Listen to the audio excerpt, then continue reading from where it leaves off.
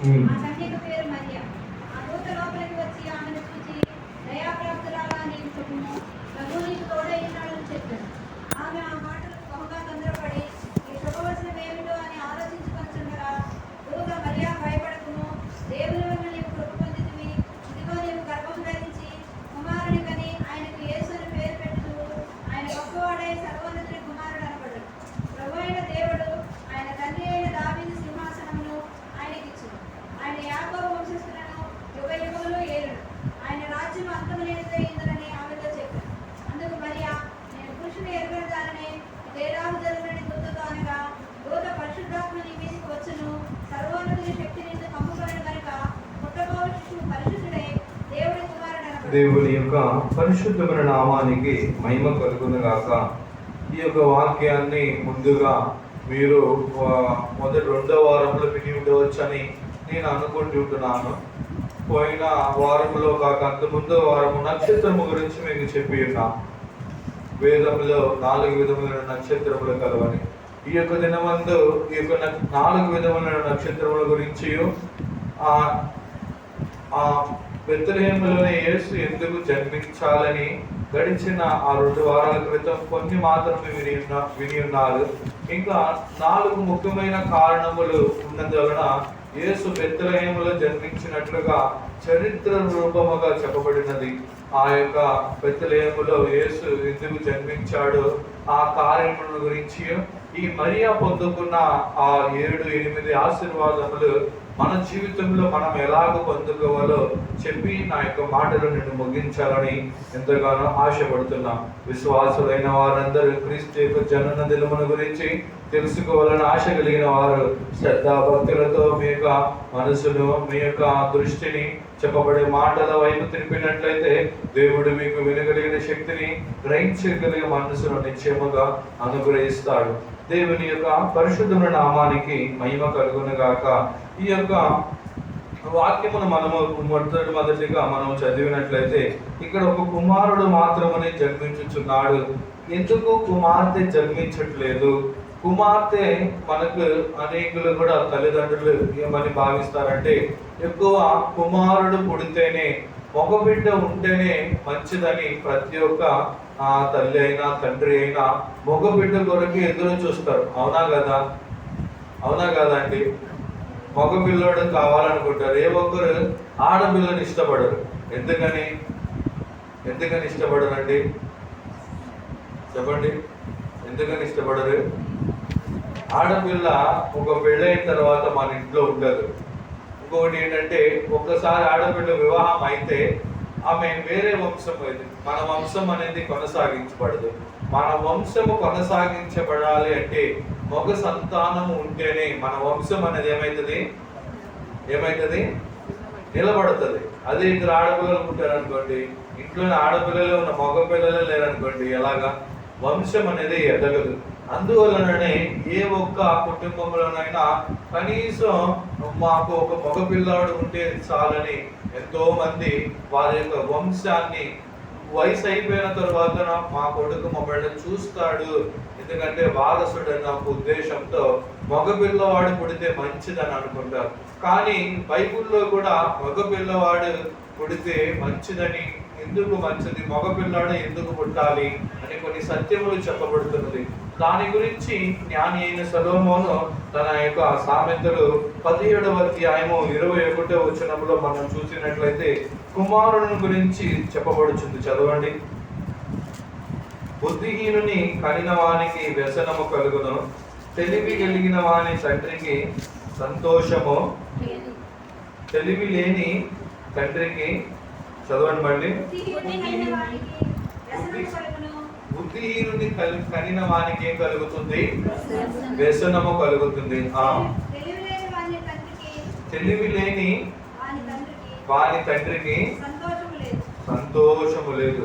దేవుని యొక్క పరిశుద్ధమైన నామానికి మహిమ కలుగును గాక. మనకు మగపిల్లలు పుట్టాలి అంటే, మనకు మగపిల్లలు ఎందుకంటే మనకు సంతోషం కలిగించడానికి. ఎందుకు? సంతోషం కలిగించడానికి. ఒక మగ వ్యక్తి తెలివితేటలతో తన యొక్క సామర్థ్యముతో ఒక కుటుంబాన్ని నడిపించగలడు. అంతేగాని తండ్రికి వ్యసనం తెచ్చేది ఒక స్త్రీ. ఎందుకంటే పెళ్లి చేయాలి, పెళ్ళైన తర్వాత వాళ్ళకు పిల్లలు పుడితే వాళ్ళ పిల్లలకి మళ్ళీ చాకరీ చేయాలి, ఇవన్నీ ఉంటాయి. దేవుని యొక్క పరిశుద్ధమైన నామానికి మహిమ కలుగును గాక. అందువలననే అనేకులు ఒక కుమారుడు పుడితే మంచిగా ఉంటుందని వాళ్ళు 25వ వచనం చదవండి, 17, 25. దీనుడగు కుమారుడు తన తండ్రికి దుఃఖము తెచ్చును, నన్ను కనిన దానిని అట్టివాడు బాధ కలుగజేయును. దేవుని యొక్క పరిశుద్ధమైన నామానికి మహిమ కలుగును గాక. కాబట్టి ఈ యొక్క యేసు ఒక బుద్ధిమంతుడుగా, ఒక తెలివి కలిగిన వాడుగా ఉండి ఉన్నాడు. ఎందుకు అంటే అతడు తెలివి ఉన్నందువలన, బుద్ధి ఉన్నందువలన తన తండ్రికి సంతోషాన్ని, తన తండ్రికి వ్యసనం కలిగించకుండా, దుఃఖం కలిగించకుండా ఉండడానికి యేసు ఒక మగ బిడ్డగా ఆ మరియా గర్భాన జన్మించి ఉన్నాడు. అదే యేసు చూడండి, తెలివి లేని వాడుగానో లేదా బుద్ధిహీనుడుగా ఉన్నట్లయితే వాళ్ళ తల్లిదండ్రులకు ఎంతో వ్యసనం. అతని యొక్క తెలివి ఎలాంటి తెలివి అంటే పెద్దల మధ్య కూర్చొని ప్రశ్న వేసే అంత తెలివి అతనికి ఉంది. అతడు చిన్న వయసులోనే తెలివి కలిగిన వాడుగా కనబడి ఉన్నాడు. మన యొక్క పిల్లలను కూడా యేసుకున్న బుద్ధితో, యేసుకున్న తెలివితో మన పిల్లలను పెంచాలి. కానీ ఈ యొక్క దినాల్లో మన యొక్క పిల్లలను యేసులాగా ఉండాలనుకోవట్లా. లోక జ్ఞానముతోనూ లోకంతో లోకస్తుల వలె మన పిల్లలను మనం పెంచుతున్నాం. కానీ నీ పిల్లలను యేసు ఏ విధముగా అయితే ఎదిగి ఉన్నాడో అలాగే ఎదగాలి. యేసు యొక్క బాల్యమును గురించి ఎందుకు బైబిల్లో రాయలేదు అని మీరు అనేకులకు ప్రశ్నించవచ్చు. ఆయన తన యొక్క తల్లిదండ్రుల యొక్క అణిగి మణిగి వారి చేతి కింద ఉన్నాడు. ఈ దినాల్లో మీ పిల్లలు మీకు లోబడుతున్నారా? మీ మాట వింటున్నారా? ఒకసారి పరిశీలించి చూడండి. యేసు తన యొక్క తల్లిదండ్రుల యొక్క మాట విని ఉన్నాడు. నీవు నీ యొక్క తల్లిదండ్రుల యొక్క మాట వినకుండా ఉన్నట్లయితే నీ యొక్క పిల్లలలో యేసు జన్మించట్లేదని అర్థం. యేసు మీ యొక్క పిల్లలలో జన్మించాలి అంటే నీకు లోబడాలి, నీ మాట వినాలి.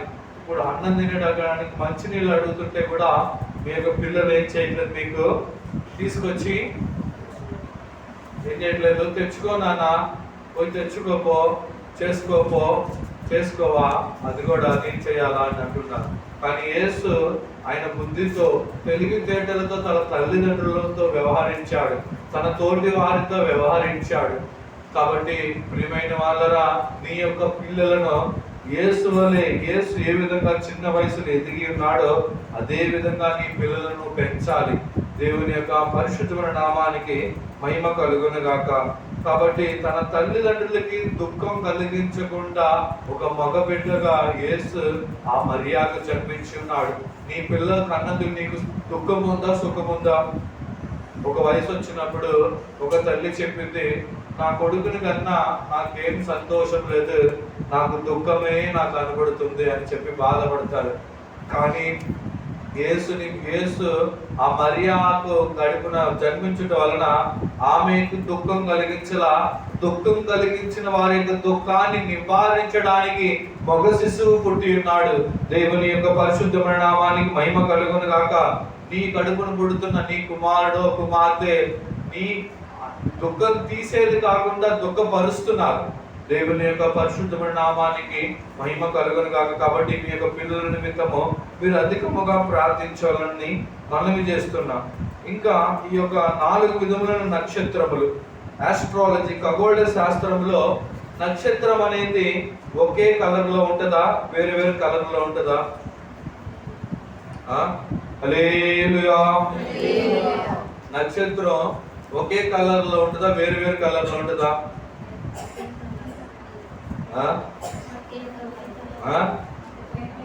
ఖగోళ శాస్త్రం చదివే వాళ్ళకి తెలుస్తుంది.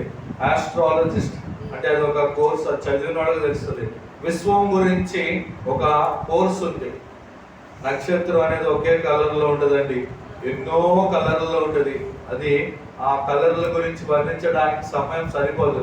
ఎందుకంటే ఖగోళ శాస్త్రములో నక్షత్రం మనం దూరం నుంచి చూస్తున్నాం కాబట్టి అది అందరికీ ఒకే రంగులో ఉంటుందని మనం భ్రమపడుతున్నాం. కానీ అది మనం భ్రమ మాత్రమే. కానీ ఒక్కొక్క నక్షత్రానికి ఒక్కొక్క కలర్ ఉంటుందండి. దేవుని యొక్క పరిశుద్ధమైన నామానికి మహిమ కలుగును గాక. వేద పుస్తకములో 4 విధముల నక్షత్రాలు ఉన్నాయి. మొత్తం ఎన్ని నక్షత్రాలు ఉన్నాయి? 4 విధముల నక్షత్రంలో ఒక నక్షత్రమే యేసు యొక్క జన్మస్థలాన్ని చూపించిన నక్షత్రం. కాబట్టి మొట్టమొదటి యొక్క నక్షత్రం వేద పుస్తకములో ప్రకటన 1వ అధ్యాయము 16వ వచనంలో చూస్తే మనుషుని యొక్క స్వరూపంలో ఉండే నక్షత్రం. ప్రకటన 1వ అధ్యాయము 16వ వచనం. ఆయన తన కుడి చేత 7 నక్షత్రములు పట్టుకొని ఉండెను. ఆయన నోటి నుండి ఎఫెసీ 2వ అధ్యాయం 25వ వచనం. ఎఫెసీ 2:25. మనుషుని యొక్క స్వరూపంలో ఉండే నక్షత్రమే ఈ ప్రకటనలోనూ ఎఫెసీలోనూ చెప్పబడుతుంది. 2:25 చదవండి. 2 ఎఫెసీ 2 కొరింథీ 8:23.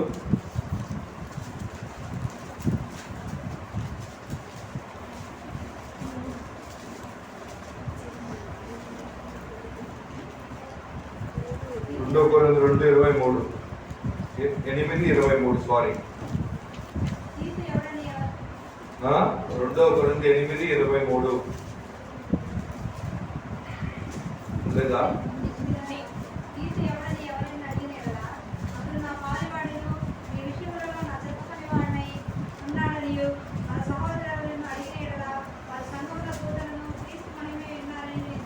సంఘములో దూతలను మళ్ళీ చదవండి.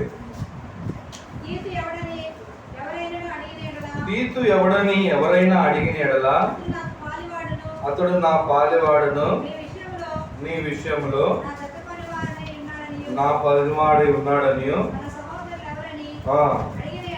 అడిగిన ఎడల సంఘముల దూతలను క్రీస్తు మహిమనై ఉన్నారని దేవుని యొక్క పరిశుద్ధ నామానికి మహిమ కలుగును గాక. తీతు మనుష్య రూపంలో ఒక నక్షత్రంగా కనబడుతున్నాడు. ఎందుకంటే ఒక్కొక్క నక్షత్రం యొక్క మహిమ వేరు, ఒక్కొక్క నక్షత్రం యొక్క రంగు వేరు. అదే విధముగా ఈ యొక్క ప్రకటనలో మనుష్య రూపంలో ఉన్న నక్షత్రం ఈ యొక్క తీతుకున్న మహిమ ఒక నక్షత్రానికి పోల్చి చెప్పబడుతుంది. అవునండి, వేద పుస్తకములో నక్షత్రములని ఇక్కడ దూతలని చెప్పబడుతుంది. ఈ దూతలు అనగా అపోస్తలు. అపోస్తలే యేసు యొక్క జననమును గురించి మీకు దారి చూపిస్తారు. అటువంటి యొక్క అపోస్తల యొక్క ఐక్యతలో వచ్చిన మీరందరూ ధన్యులుగానే కనబడుతున్నారు. దేవుని యొక్క పరిశుద్ధమైన నామానికి మహిమ కలుగును గాక. ఎందుకంటే తీతు ఒక అపోస్తుడు. తీతు ఎవరు? అపోస్తుడు. అపోస్తుడుగా మీరు ఉన్నారని ఆయన గురించి ఇక్కడ కొరింథీలో ఉన్న సంఘానికి అపోస్తుడైన పౌలు తీతు గురించి చెప్తున్నాడు. ఈ యొక్క తీతు ఇండైరెక్ట్ గా ఒక నక్షత్రాన్ని పోల్చి పౌలు భక్తుడు చెప్పి ఉన్నాడు. ఈ యొక్క అపోస్తులను మాత్రమే మిమ్మల్ని క్రీస్తు యొద్దకు తీసుకు వెళ్ళగలరు. ఎవరు తీసుకెళ్ళగలరు? ఎందుకు ఎలా చెప్పవచ్చు? ఈ యొక్క అపోస్తులే క్రీస్తు యొద్దకు తీసుకువెళ్తారని. జ్ఞానులను ఎవరు తీసుకెళ్లారండి క్రీస్తు యొద్దకు? ఆ నక్షత్రం. ఇప్పుడు అపోస్తులు ఎవరికి పోల్చి చెప్పవచ్చు? ఒక నక్షత్రం. ఎందుకంటే తీతు ఒక మహిమ, దూతలని చెప్పబడుతుంది. ఆ దూతలని మూల భాషలో అపోస్తులని రాయబడి ఉంది. ప్రియమైన వాళ్ళరా, మనిషి స్వారూప్యంలో ఉన్న నక్షత్రమే ఈ యొక్క అపోస్తులు. ఎవరైతే అపోస్తులు సేవ చేస్తున్నారో వారి యొక్క భూమిలో ఒక నక్షత్రం వలె కనబడుతున్నారు. ఎవరైతే ఈ యొక్క అపోస్తులను వెంబడిస్తారో అపోస్తులను వెంబడించిన వారికి మాత్రమే ఆ జ్ఞానులు ఆ నక్షత్రాన్ని ఎలాగైతే వెంబడిస్తారో, యేసు యొక్క జన్మస్థలాన్ని కనుగొన్నారో, ఈ యొక్క అపోస్తుల యొక్క సేవలో, సహవాసములో, ప్రార్థనలో, ఉపదేశములో ఎడతెగక ఉంటారో వారిని మాత్రమే యేసు యొద్దకు తీసుకుని వెళ్ళగలరు. దేవుని యొక్క పరిశుద్ధమైన నామానికి మహిమ కలుగును గాక. రెండవ నక్షత్రం ఎవరంటే, రెండవ నక్షత్రము లూసిఫర్ కూడా ఒక నక్షత్రమే. యెషయా 14వ అధ్యాయము 12వ వచనం. యెషయా 14వ అధ్యాయము 12వ వచనం. లూసిఫర్ కూడా ఒక నక్షత్రమే. ఎందుకంటే అది కూడా ఒకానొక కాలంలో తనకు ఒక మహిమ ఇవ్వబడింది. ఇంకా చెప్పాలంటే అది ఒక దేవదూత, అది పడిపోయిన దేవదూత. వేకు చుక్క నీవెట్లు ఆకాశము నుండి పడితివి, జనములను పడగొట్టిన నీవు నేల మట్టము వరకు ఎట్లా నరకబడితివి. నేను ఆకాశముకు ఎక్కిపోదునని దేవుని నక్షత్రములకు పైగా నా సింహాసనమును ఎత్తింతును, ఉత్తర దిక్కునున్న సభాపర్వతం మీద కూర్చుందును, మేఘమండలం మీద ఎక్కుదును, మహోన్నతునితో నన్ను సమానునిగా చేసుకొందునని. దేవుని యొక్క పరిశుద్ధ నామానికి మహిమ కలుగును గాక. ఈ లూసిఫర్ వచ్చేసి ఒక నక్షత్రంగా ఒకానొక కాలంలో కనబడింది. ఆ నక్షత్రము ఒకానొక కారణం చేత పడిపోయింది. ఎందుకు పడిపోయింది అంటే అది దేవుడు కంటే తను తాను గొప్ప చేసుకుంది. దేనికంటే దేవుడు కూర్చుండే స్థానంలో కూర్చుందాం అనుకుంది. అదే పడిపోయిన దేవదూతలు ఇప్పుడు పిలువబడుతున్న విగ్రహములే ఈ యొక్క లూసిఫర్. దేవుని యొక్క పరిశుద్ధమైన నామానికి మహిమ కలుగును గాక. ప్రియమైన జనమా, ఒకవేళ ఈ యొక్క స్థలములో కూర్చున్న వారు మీరు మనిషిని యొక్క స్వరూపంలో ఉన్న నక్షత్రం వల్లే కనబడుతున్నారా?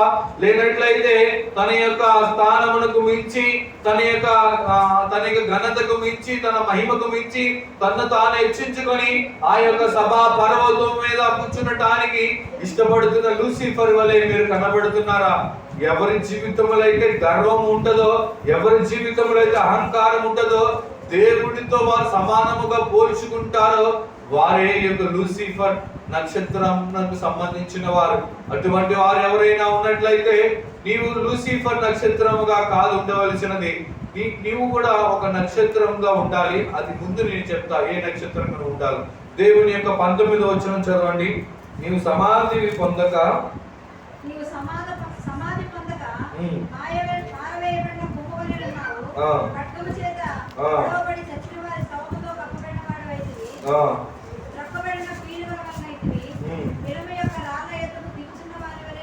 దేవుని యొక్క పరిశుద్ధ నామానికి మహిమ కలుగును గాక. లూసిఫర్ అనేది ఒక నక్షత్రం. ఈ నక్షత్రం అది ఆకాశంలో దేవుని యొక్క రాజ్యంలో ఉండాల్సినది పడిపోయింది. ఇది పడిపోవడానికి కారణం దానిలో ఉన్న గర్వం. మన జీవితంలో కూడా గర్వం ఏమాత్రం ఉండొద్దండి. భర్త మీద భార్యకు గర్వం ఉండకూడదు. సంఘములతోటి విశ్వాసుల మీద మనం పోల్చి మనం గర్వించకూడదు. దేవుని యొక్క పరిశుద్ధ నామానికి మహిమ కలుగును గాక. దీనుడు తన ఉన్నత దిశ యందు అతిశయించాలి తప్ప లేని దాని యందు అతిశయించకూడదు. దేవుని యొక్క పరిశుద్ధ నామానికి మహిమ కలుగును గాక. 3వ నక్షత్రం మార్నింగ్ స్టార్. అదే వేకో చుక్క. 22:16 చదవండి. ప్రకటన 22:16. ఇది మార్నింగ్ స్టార్. మీరు కొంతమంది బస్సుల్లో వెళ్ళేటప్పుడు కూడా ఈ బస్సులు మీరు చూడవచ్చు. 16.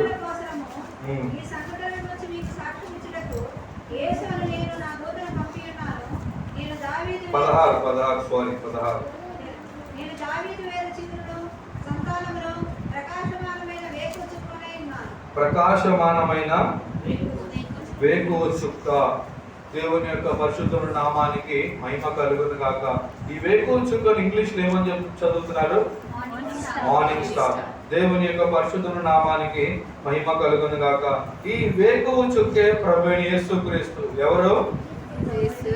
ఈ ప్రభువైన 22:16 చదవండి మళ్ళీ.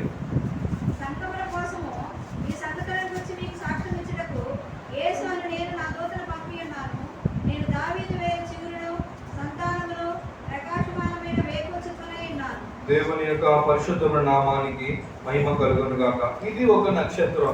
4వ నక్షత్రం వచ్చేసి ప్రకటన 9వ అధ్యాయము 1వ వచనం చదవండి. ఇది యేసుని గురించిన జననము తెలిపిన నక్షత్రమే ఈ నక్షత్రం. 5వ దూత బూర ఊదినప్పుడు ఆకాశము నుండి భూమి మీద రాలిన ఒక నక్షత్రం చూచితిని. అగాధము యొక్క తాళము చెవి. ఏ నక్షత్రానికి? భూమి మీదకు వచ్చిన నక్షత్రానికి. ఆ నక్షత్రం అగాధ తాళపు చెవులు ఎవరి యొద్ద ఉన్నాయి? ఎవరి యొద్ద ఉన్నాయి? పాతాళం యొక్క తాళపు చెవులు ఎవరి దగ్గర ఉన్నాయి? యేసుని దగ్గర ఉన్నాయి. ఆ పడిపోయిన నక్షత్రం మీదకి, ఆ నక్షత్రానికి తాళపు చెవి ఇవ్వబడింది. ఆ నక్షత్రమే ప్రభువైన యేసుక్రీస్తు. ప్రియమైన వాళ్ళారా, ఇప్పటి వరకు ఆ పాతాళం అనే నరకం అనేది తాళం వేయబడింది. ఆ పాతాళానికి ఇంకా నరకానికి తాళం తీయలా. ఎప్పుడు ఆ యొక్క పాతాళం యొక్క తాళం తీస్తారంటే ఈ యొక్క సంఘం అనే పెండ్లి కుమార్తె సంఘం అనేది ఎత్తబడినప్పుడు, ఆయన మహిమలో తన యొక్క గడబూరతోని ఊదినప్పుడు ఎవరైతే క్రీస్తు నందు మృతి నొందిన వారు మొదట లేతారో, ఆ తరువాత ఆయన యందు నిలుచున్న వారు లెగుస్తారండి. ఆయన లేచిన తరువాత ఏడు సంవత్సరములు శ్రమల కాలం ఈ భూమి మీద ఉంటది. శ్రమల కాలం అయిన తరువాత 1000 ఏండ్ల పరిపాలన ఉంటది. చెయ్యి విడిచబడిన వారు ఈ యొక్క 1000 ఏండ్ల పరిపాలనలో ఈ యొక్క శ్రమల దినములు మహాశ్రమల దినం గడిచిన తరువాత 1000 ఏండ్ల పరిపాలనలో పరిశుద్ధులతో ఇక్కడ ఏలుబడి చేస్తారు. ఈ 1000 ఏండ్ల పరిపాలన అయిన తరువాత గోగు మాగోగు యుద్ధం జరిగింది. ఈ గోగు మాగోగు యుద్ధం తర్వాత అర్మగెద్దోను యుద్ధం జరిగింది. ఈ యొక్క అర్మగెద్దోను యుద్ధం అయిన తరువాత నిత్యమైన ధవళ సింహాసనం యొక్క న్యాయ తీర్పు ఉంటది. ఈ న్యాయ తీర్పు జరిగిన తరువాతనే ఎవరి చేతికైతే ఈ యొక్క తాళపు చెవులు ఎవరి ఎంతైతే ఉన్నాయో ఆయన వచ్చి ఆ యొక్క పాతాళాన్ని ఏం చేస్తాడు? ఓపెన్ చేస్తాడు. ఆయనే ఆ యొక్క స్టార్, ఆ యొక్క నక్షత్రానికి పాతాళం యొక్క తాళము చెవులు ఇవ్వబడింది. ఇంకా చదవండి.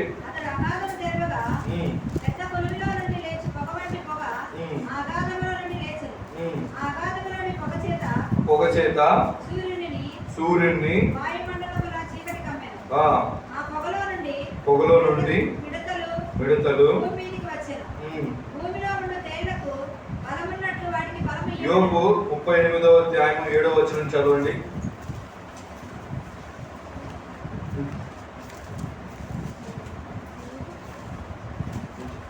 38:7.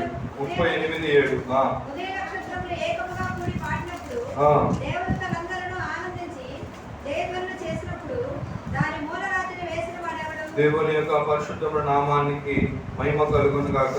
ప్రియమైన వాళ్ళరా, ఈ నక్షత్రం ఇప్పుడు యేసు యొక్క జన్మదినాన్ని తెలిపింది ఒక నక్షత్రం అయితే, ఆ యొక్క నక్షత్రం ఇప్పుడు ఏం చేస్తుంది? ఆ యొక్క నక్షత్రంగా ఉన్న యేసు ఇప్పుడు పాతాళం యొక్క గేట్లు ఏం చేస్తుంది? ఇప్పుడు ఈ లోపలికి రావాలంటే ఫస్ట్ మీరు ఏం చేయాలి? ఆ గేట్ ఏం చేయాలి? మీరు ఓపెన్ చేయాలి. అది లాక్ లో ఉంటే ఏం చేయాలి? లాక్ ఒకటి మీరు పగలగొట్టాలి, 2 మీరు ఏం చేయాలి? ఓపెన్ చేయాలి. కానీ పాతాళం యొక్క ఆ యొక్క తాళాలను ఎవరు పగలగొట్టలేరండి. ఎందుకంటే అది ఎవరు పగలగొట్టలేని విధంగా దాన్ని లాక్ వేశారు. అది ఎవరి దగ్గర ఉంటదంటే ఆ యొక్క నక్షత్రం చేతిలో ఉంటది. ఆ నక్షత్రమే ప్రభువైన యేసుక్రీస్తు. దేవుని యొక్క పరిశుద్ధమైన నామానికి మహిమ కలుగును గాక. తర్వాత యేసు ఎందుకు బెత్లెహేములో పుట్టాలి? పోయిన వారం ఒక 4 కార్యములు చెప్పారు. అది సమాధానం అని, అది తర్వాత విడుదల అనుగ్రహిస్తుందని, అది దేవుని సన్నిధానం అని, అది రొట్టెల ఇల్లు అని చెప్పారు. ఈ యొక్క దినమందు ఒక 4 కార్యములు చెప్తాను. దేవుని ఎందుకు యేసు బెత్లెహేములోనే పుట్టాలి అంటే ఈ జియోగ్రమెటిక్ సెంటర్ పాయింట్. అది మన ప్రపంచానికి బెత్లెహేం అనేది ఎలాంటిది? అది ఎలాంటిది? Centre point. ఉదాహరణకు మన ఇదంతా రూమ్ అంతా చీకటిగా ఉంది. రూమ్ అంతా ఏముంది? చీకటి రూములో ఆ రూమ్ కు మధ్యలో ఒక చిన్న బల్బు పెట్టాను అనుకోండి. బల్బు పెట్టి లైట్ వేస్తే ఆ లైట్ అంతా ఎక్కడ దాకా వస్తుంది? ఎక్కడ దాకా వస్తుంది? ఎందుకని? అది సెంటర్ లో ఉంది. ఆ రూమ్ కి సెంటర్ లో ఉంది. అదే విధంగా మీరు బెత్లెహేం గురించి మీరు నెట్ లో కానీ సెర్చ్ చేసి చూడండి. అది సెంటర్ ఆఫ్ ద పాయింట్, అది సెంటర్ ఆఫ్ ద ఎర్త్. అది భూమికి ఏంటిది? అది సెంటర్. కాబట్టి ఆ సెంటర్ లో నిలబడ్డాం అనుకోండి, అక్కడ ఉన్న వాళ్ళందరికీ సెంటర్ లో ఉన్న వాళ్ళు ఏం చేస్తారు? కనబడతారా లేదా? నాకు దగ్గర ఉన్నవాళ్ళు బాగా చూస్తారా, నన్ను దూరంగా ఉన్నవాళ్ళు బాగా చూస్తారా? నేను దగ్గర ఉండాలంటే నేను ఎక్కడికి రావాలి ఇప్పుడు? మీ మధ్యలోకి వచ్చాను అనుకోండి, అటు వాళ్ళు చూస్తారు, ఇటు వాళ్ళు చూస్తారు, ఇటు పక్కన వాళ్ళు కూడా. ఎందుకు? నేను ఇప్పుడు కూర్చున్న వాళ్ళందరికీ మధ్యలో ఉన్నా. ఇప్పుడు నేనున్నాను అనుకోండి, వెనకమాల ఉన్న వాళ్ళు అంత క్లారిటీగా చూడలేరు. ఎందుకు? నాకు వాళ్ళకి దూరం ఎక్కువ ఉంది. కాబట్టి ప్రభువైన యేసుక్రీస్తు ఈ భూమికి మధ్యలో, భూమి యొక్క మధ్య ప్రాంతంలో జన్మించినట్లయితే ఏ మూల నుంచి చూసినా గానీ సెంటర్ లో ఉన్న వ్యక్తి కనబడతాడన్న ఒక మూల ఉద్దేశంతోనే యేసు బెత్లెహేములో జన్మించి ఉన్నాడు. దేవుని యొక్క పరిశుద్ధమైన నామానికి మహిమ కలుగును గాక. ఇంకా చెప్పాలంటే ఇది గలిలయ దేశంలో ఉంది. ఆ యొక్క ఊరి పేరు నజరేత్ అనే ప్రాంతం. దాని నుండి 6 కిలోమీటర్లే బెత్లెహేము ఉంది. కాబట్టి ప్రియమైన వాళ్ళ మధ్య సువార్తలు మీరు చదువుకున్నట్లయితే మీరు ఇంకా మీ ఫోన్ లో కానీ సెర్చ్ చేసి చూడండి. బెత్లెహేమ్ అనేది సెంటర్ ఆఫ్ ద ఎర్త్. కాబట్టి యేసు అక్కడ పుడితేనే ప్రపంచంలో ఏ మూల ఉన్న వాళ్ళకైనా ఆ వార్త అనేది తెలుస్తుంది. ఆ వార్త తెలియడానికే ఆ యొక్క ముఖ్య ఉద్దేశంతోనే యేసు బెత్లెహేములో జన్మించి ఉన్నాడు. అంత మాత్రం కాదు, 3 కాండాలు కలిసే చోటు, 3 కాండాలు కలిస్తే అది వి షేప్ లో ఉంటది. 3 కాండాలు వి షేప్. పెద్ద పెద్ద యూరోప్, ఆస్ట్రేలియా, తర్వాత ఇంకొక కాండం, మొత్తం 7 కాండాలు. ఎవరికైనా తెలుసా కాండాలు? చెప్పండి. మన ప్రపంచం 7 కాండాలు. ఎవరికైనా తెలుసా? ఏమి మీ పిల్లలు చదువు చూడండి ఎలా చదువుతున్నారు. యూరోప్, ఇంకా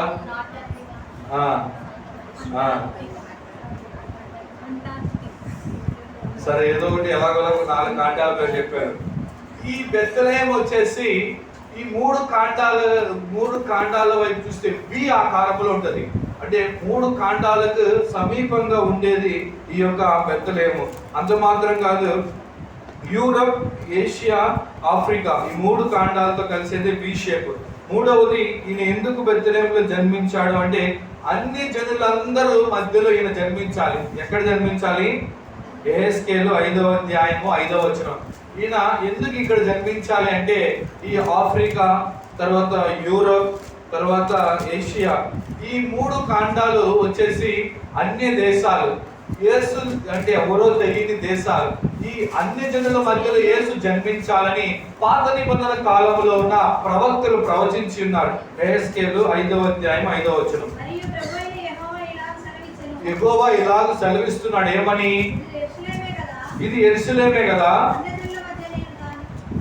అన్య జనుల మధ్య నేను దేనిని? యేసుని ఉంచాడు, బెత్లెహేమును ఉంచాడు. దాని చుట్టూ ఎన్నో కాండాలు ఉన్నాయి. అయితే వారు నా విధులను తృణీకరించి నా కట్టడలను అనుసరింపగా. అవునండి, ఈ యొక్క ప్రాంతంలో ఉన్న వారు యూదులు. అంటే దావీదు యొక్క గోత్రం ఈ యొక్క ప్రాంతాల్లో ఉంది.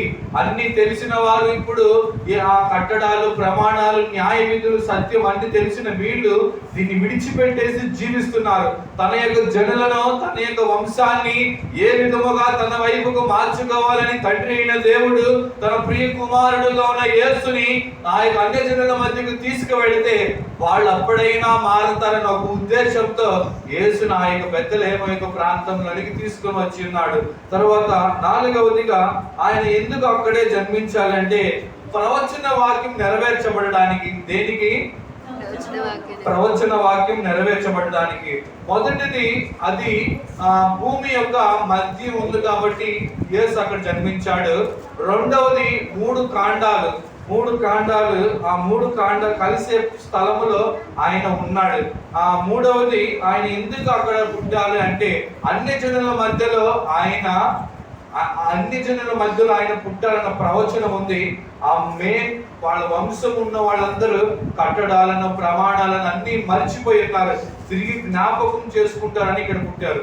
4వదిగా ఆ ప్రవచనం నెరవేర్చబడాలి. మీకా 5:2 చదవండి. మీకా 5:2. బెత్లెహేమ ఎఫ్రాతా యూదా వారి కుటుంబములో యూదా వారి కుటుంబములో నీవు స్వల్ప గ్రామమైనను ఆ నా కొరకు ఇశ్రాయేలును ఏలబోవాడు. నా కొరకు ఎవరు ఏలబోవాడు? ఇశ్రాయేలు ఎవరంటే ఏలేది? ప్రభువైన యేసుక్రీస్తు. ఇశ్రాయేలుని ఏలబోవాడు నీలో నుండి వచ్చును. నీలో నుంచి, ఎందులో నుంచి? ఎఫ్రాతా బెత్లెహేములో నుంచి వచ్చును. పురాతన కాలం మొదలుకొని పురాతన కాలం మొదలుకొని శాశ్వత కాలము శాశ్వత కాలము ఆయన ప్రత్యక్షమవుచున్నది. ఆయన ప్రత్యక్షమవుచున్నాడు. దేవుని యొక్క పరిశుద్ధ నామానికి మహిమ కలుగును గాక. ఇది యేసు పుట్టుక ముందు, ఆ BC బిఫోర్ క్రైస్ట్ ఒక ప్రవక్త, మీకా ప్రవక్త ప్రవచించిన ప్రవచనం నెరవేర్చబడాలి. ఎందుకంటే యేసు పుట్టుక ముందే ఈ యొక్క ప్రవచనాన్ని చెప్పారు. ఇది నెరవేర్చబడాలి అంటే యేసు బెత్లెహేములోనే జన్మించాలి. అపోస్తుల కార్యములు 13:23 చదవండి. వాగ్దానం నెరవేర్చబడడానికి యేసు బెత్లెహేములో పుట్టాడు. 13:23. అతని సంతానము నుండి తన వాగ్దానము చొప్పున ఇశ్రాయేలు కొరకు యేసును పుట్టించాడు. హల్లెలూయా.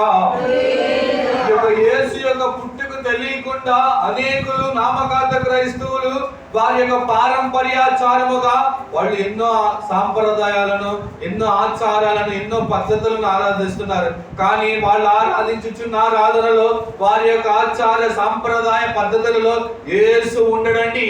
యేసు లేని ఆ యొక్క జనన దినమును జరిపించుట వలన ఎవరికి ప్రయోజనం లేదు. కాబట్టి ఈ యొక్క సత్యం తెలుసుకొని సత్యం కొరకు సాక్షులుగా నీవు నిలబడాలని దయతో మనవి చేస్తున్నాం. దేవుని యొక్క పరిశుద్ధ నామానికి మహిమ కలుగును గాక. మరియా పొందిన ఆ యొక్క 8 ఆశీర్వాదముల గురించి చెప్పిన ఆ యొక్క మాటలను ముగిస్తా. ఆల్రెడీ పోయిన వారం చెప్పా. ఆ ఆశీర్వాదాలు మనం ఎలాగ సంపాదించుకోవాలో ఇప్పుడు చెప్పబోతున్నా, వినండి. ఈమె ఫస్ట్ దయ పొందుకుంది. ఈమె పొందుకుంది. రెండవది శుభమును పొందుకుంది. ఏం పొందుకుంది? మూడవది ఆమెకు ప్రభువు తోడై ఉన్నాడు. ఎవరు తోడై ఉన్నాడు? ప్రభు. నాలుగవది ఆమెకు కృప పొందుకుంది. నాలుగవది ఏమిది? నాలుగవది. ఐదవది ఆమె కుమారుని కనింది. ఎవరిని కనింది? ఆరవది పరిశుద్ధాత్మ ఆమెకు మీదకి దిగి వచ్చింది. ఏడవది ప్రభువుకు దాసురాలుగా మారింది. ఎనిమిదవది నీ మాట చొప్పున నాకు జరిగించును గాక అని పలికింది. నీకు సంవత్సరం ప్రారంభం నుంచి సంవత్సరం అంతం వరకు ఈ 8 విధములైన ఆశీర్వాదాలు నీ జీవితంలో, నా జీవితంలో ఉండాలి. అటువంటి యొక్క ఆశీర్వాదములు లేనట్లయితే యేసు మనలో జన్మించలేదనే అర్థం. యేసు మీలో జన్మించినట్లయితే నీవు దయ పొందుకుంటావు, శుభం ఉంటది, నువ్వు దేవుడు నీకు తోడు ఉంటాడు, కృప దొరుకుతుంది, కుమారుని కంటావు, పరిశుద్ధాత్మ నీ మీదకి వస్తుంది, ప్రభువుకు దాసురాలుగా ఉంటావు. దేవుడు చెప్పిన మాట ఈ సంవత్సర అంతములో నీకు నెరవేర్చబడుతుంది. ఇటువంటి 8 కార్యాలు నీ యొక్క జీవితంలో నీవు పొందుకోవాలి అంటే నీవు కొన్ని కార్యాలు చేయాలి. సామెతలు 13వ అధ్యాయం 15వ వచనం చదవండి. 13:15. 13:15. సబుద్ధి దయను సంపాదించును. నీకు దయ కావాలి అంటే సబుద్ధిగా జీవించాలి. ఎలాగా? సబుద్ధి అంటే మన బుద్ధులు ఎలా ఉంటాయి? పంపలాల్చే బుద్ధుల్లా ఉంటాయి కానీ ఇల్లు కట్టే బుద్ధుల్లా ఉంటుంది. మన బుద్ధి కానీ, మన నడత కానీ, భర్త ఒకటి చేతురా మన భర్త మనకి, మన తోటి వారికి, మన ఇరుగు పొరుగు వారికి మన బుద్ధి చూపిస్తాం. నీ బుద్ధి స్వబుద్ధి అయితేనే దేవుని దయ పొందుకుంటావు. ఈ సౌలుకి సబుద్ధి మంచిగా లేనందువలన, దుర్బుద్ధి ఉన్నందువలన దేవుడు అతనికి తోడుగా లేకుండా పోయాడండి. దేవుని ఆత్మ అతను లేకుండా పోయిందండి. దేవుని అనుగ్రహించిన రాజు యొక్క స్థానాన్ని కోల్పోయినట్లుగా మన వేద వాక్యంలో చదవచ్చు. కాబట్టి నీ యొక్క జీవితంలో 1 సామెలు 18:15 వచనం చదవండి. 1 సామెలు 18:15. దావీదు మిగుల సుబుద్ధి గలవాడై ప్రవర్తించుట సౌలు చూచి మరి అధికంగా అతనికి భయపడెను. దేవుని యొక్క పరిశుద్ధమైన నామానికి మహిమ కలుగును గాక. నీ శత్రువు నిన్ను చూసి భయపడాలి అంటే నువ్వు సుబుద్ధి కలిగిన వాటిగా ప్రవర్తించాలి. నీ ప్రవర్తనలో ఒక మంచి బుద్ధి ఉండాలి. కానీ దుర్బుద్ధితో ఉంటే ఎవరు నీకు భయపడరు. నీవు దేవుని దయ కూడా పొందుకోలేవు. నీకు దేవుని దయ కావాలి అంటే సుబుద్ధి కలిగిన వారికి దేవుడు దయ అనుగ్రహిస్తాడు. రెండవది, నీకు శుభం కలగాలి అంటే తితుకు 2వ అధ్యాయం 12వ వచనం చదవండి. భక్తిహీనులను ఇహలోక సంబంధమైన దురాశలను విసర్జించవలను, యేసుక్రీస్తు మహిమ యొక్క ప్రత్యక్షత కొరకు ఎదురు చూడవలను. మనకు శుభం అంటే ఏంటిది? శుభం అంటే ఏంటిది? మంచిది. మంచి దినం అంటే తెలుసా? కొంతమంది ఇది జాతకం చూస్తారు, తర్వాత ఇంకా ఈ రోజు మంచి రోజు కాదంటారు. ప్రియమైన వాళ్ళరా, ఆయన రాకడ కొరకు నువ్వు ఎదురు చూసే ప్రతిరోజు శుభదినమే. కొంతమంది ఆ రోజు మంచిదండి, ఈ రోజు మంచిది, మా అబ్బాయిని ఈ రోజు మంచి రోజు కాదు స్కూల్కి పంపించాలంటే ఆ రోజు మంచిది, ఆ తేదీ మంచిదని మీరు అలా చూస్తారు. దేవుడు శుభదినాన్ని నీకు అనుగ్రహించాలి అంటే చదవండి తీతుకు 2:12. ఈ లోకంలో ఉన్న ఆశలను నీకు కలగకుండా ఉండటమే శుభదినం.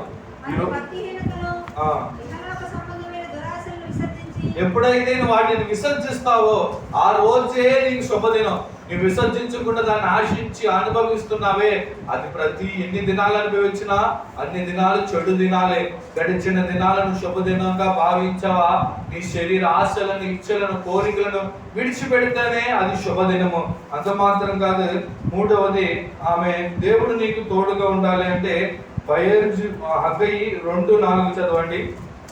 హగ్గయి 2:4. దేవుడు నీకు తోడుగా ఉండాలి అంటే ఒకవేళ ఈ సంవత్సరం నువ్వు చెప్పొచ్చు, దేవుడు నాకు తోడు లేడని. నీకు రాబోయే సంవత్సరం దేవుడు నీకు ఆయన జనన దినం మూలంగా నీకు తోడుగా ఉండాలంటే 2:4 చూడండి. జెరుబ్బాబెలు ధైర్యం తెచ్చుకునము, ప్రధాన యాజకుడుకు యెహోజాదాకు కుమారుడైన యెహోషువ ధైర్యం తెచ్చుకుమను.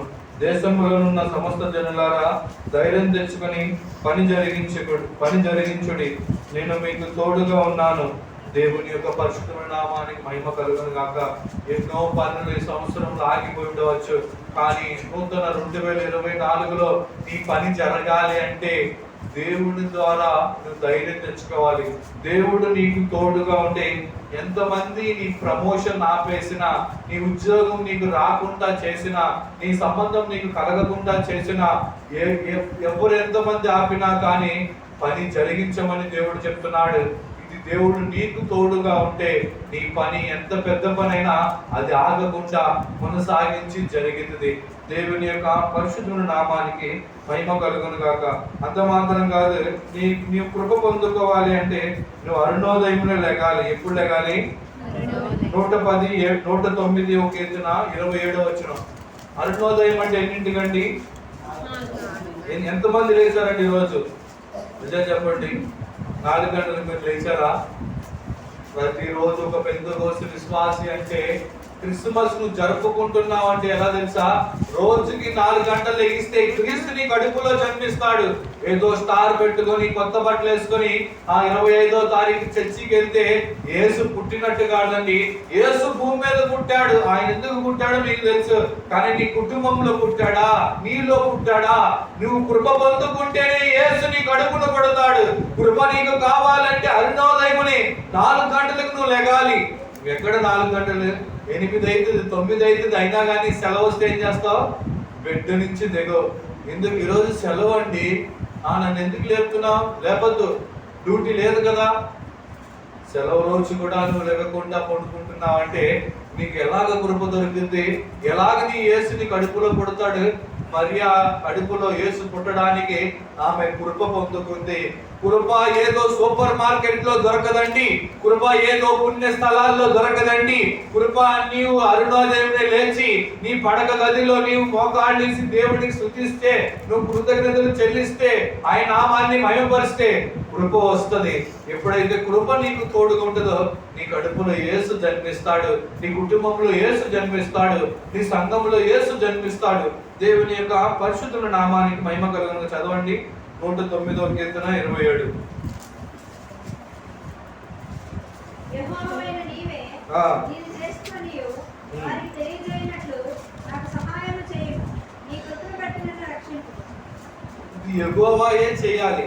ఇది యేసు మన కడుపులో పుట్టడం అంటే మీరు అనొచ్చు ఇది పిల్లలు ఆడవాళ్ళకి కదండి పుట్టేది, మగవాళ్ళకి ఎలాగ పుడతారంటే మీరు అనొచ్చు. అవునండి, ఆత్మీయంగా నీవు 4 గంటలు లేచి దేవునికి స్తోత్రం చేస్తే, మళ్ళీ చదవండి ఆ వాక్యం, దేవుడే చేశానని ఉంటుంది. చదవండి. యెహోవా అయిన నీవే దీన్ని చేసావు. ఏంటి చేసేది? మన కడుపులో యేసు పుట్టాలండి. అది దేవుడు చేస్తాడండి. పురుషులనైనా స్త్రీలైనా, స్త్రీ కడుపునైనా యేసు పుట్టించే కృప ఆయన ఇస్తాడు. ఆయన కృపను మనం అరుణోదయం 4 గంటలు లెగాలి. కొంతమందికి 4 గంటలకు లెగరు. సరే, కనీసం 5ంటికన్నా లెగాలి. ఎన్నింటికి? 5ంటికి లెగిస్తే నీకు కృప వస్తుంది. ఆ కృప ఉంటే నీ కడుపులో ఎవరు జన్మిస్తారు? యేసు. యేసు జన్మించాలి. అది యెహోవా చేస్తాడు. మగవాడిని కదా నేను ఎలాగ యేసుని జన్మనిస్తాను? అది దేవుడు చేసే కార్యం అండి. దేవుడికి అసాధ్యమైనది ఏది లేదు. నీ కడుపులో యేసు జన్మించాలి అంటే నువ్వు ఎన్నింటికి లెగాలి? లేచి పడుకోవాలి. మళ్ళీ అలారాన్ని ఆఫ్ చేసి దుప్పటి కప్పుకొని మళ్ళీ పడుకోవాలి. అలా పడుకుంటే యేసు కాదు మీ కడుపులో వచ్చేది, దయ్యం వస్తుంది. అందుకనే పోట్లాటలు, అందుకనే సంపాదించిన సంపాదన ఏం సరిపోవట్లేదు అంటూ ఉంటారు. కారణం ఇదేనండి. నీ కడుపున ఒక మంచి కుమారుడు పుడితే నీకు సంతోషాన్ని తీసుకొస్తాడు. కానీ యేసు నీకు పుట్టలేదు, నీకు దుఃఖం. యేసు నీకు నీ కడుపులో లేడు, నీకు సమాధానం ఉండదు. కాబట్టి ప్రియమైన వాళ్ళరా, ఆ స్త్రీ కృప పొందుకుంది. అంత మాత్రం కాదు, ఆమె మీదకి ఏం దిగి వచ్చిందంటే పరిశుద్ధాత్మ ఆమె మీదకి ఏమొచ్చింది? దిగి వచ్చింది. ఏప్రిల్ 12వ అధ్యాయం 29 చదవండి.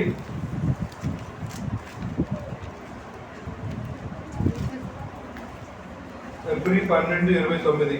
ఆ కృప కలిగి వినయ భయభక్తులతో దేవునికి ప్రీతికరమైన నిశ్చలమైన రాజ్యమును పొంది, దైవ కృప ఆ నిశ్చలమైన రాజ్యానికి తీసుకెళ్లేదే ఆ కృప. ఆ కృప లేకపోతే నువ్వు వెళ్ళలేవు. ఐదవది ఆమె కుమారుని కని దేవుని కనింది. కుమారుడు అంటే జై జీవితం. కుమారుడు అంటే ఎవరు? 12:1 సూర్యుని ధరించుకున్న స్త్రీ కుమారుని కంటుంది. ప్రియమైన వాళ్ళరా, మీ పని పాటలో జయం ఉండాలి, మీ పరిశుద్ధ జీవితంలో జయం ఉండాలి, నీ సంఘంలో జయం ఉండాలి. నీకు జయం కలిగించడానికే యేసు మన కడుపులో పుట్టాలి. కాబట్టి ఇటువంటి యొక్క 7 విధములైన ఆశీర్వాదాలు నువ్వు పొందుకుంటున్నావా?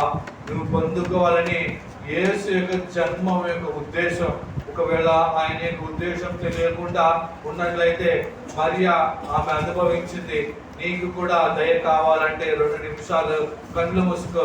నీవు కూడా ఆమె యొక్క దాసురాలుగా నువ్వు కావాలంటే కళ్ళు మూసుకో. నీవు లోకంలో ఉన్న వారికి దాసుడుగా ఉండకూడదు. నువ్వు అప్పుల వాడికి దాసుడుగా ఉండకూడదు. నువ్వు పాపానికి దాసుడుగా ఉండకూడదు. నువ్వు వ్యాధికి దాసుడుగా ఉండకూడదు. దేవునికి దాసుడుగా మార్చబడాలి అంటే నీ కడుపుని యేసు జన్మించాలి. యేసు జన్మించాలంటే 2 నిమిషాలు కళ్ళు మూసుకోండి. దేవా, నేను నీ దయ పొందుకోవాలి. ఆ శుభదినం, ఈ దినమే నీకు ఒక శుభదినంగా మార్చ